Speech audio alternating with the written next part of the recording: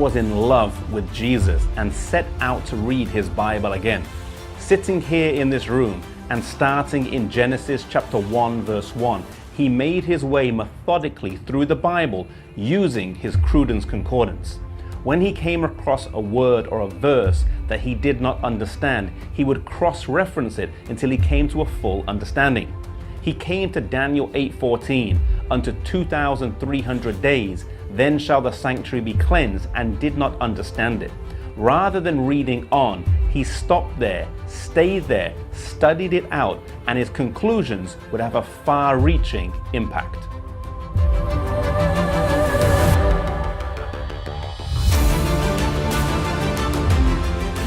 The motivating factor in Vilijam's life was not a pursuit of head knowledge, but it was his love of Jesus. It was a deep love and a force that kept him going. As he continued his study of Daniel 8, he came to the conclusion that Jesus would come in about 25 years. As he studied and restudied, he concluded in 1818 that Jesus would come around the year 1843.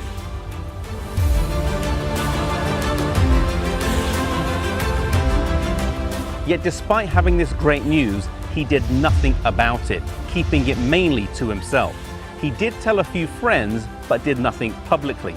He was worried that he would be made fun of and did not want to leave his hometown to speak. He did write some articles that were published, but as yet he had done no preaching.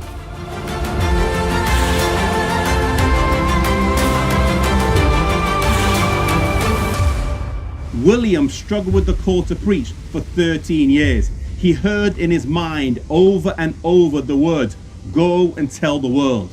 Finally, one day, he made a prayer of commitment that if he was asked to preach, then he would go. He felt this was a pretty safe fleece, for no one was going to ask a 50-year-old farmer to preach about the second coming. Not long after, his doorbell rang, and his nephew Irvin Guilford was there, and he asked him if he would come to Dresden to share the things that he had been studying. Rather than being thankful his prayer had been answered, he stormed out the door angrily.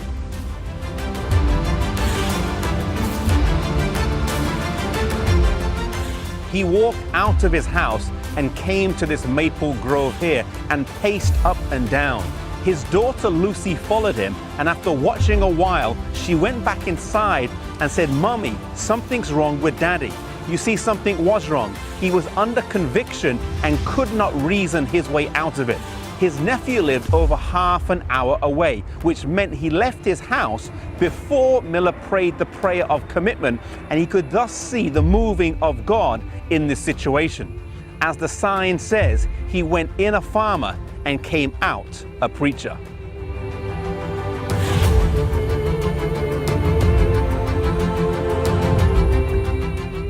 After accepting the call to preach, Miller traveled extensively over the next 10 years across the northeastern parts of the United States with his prophecy chart and Bible with him. Many were converted, and the revival wasn't linked to a particular denomination.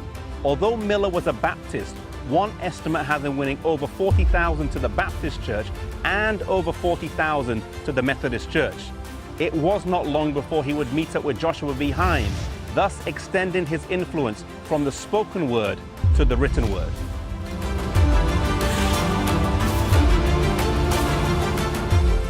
Maybe God is calling you to the ministry to preach. Maybe you have been resisting his call like Vilijam did for 13 years. I want to assure you that the best place to be is safe in the peace that you are not resisting the Holy Spirit and that you're following God's will for your life. If God is calling you, then step out in faith and let him lead.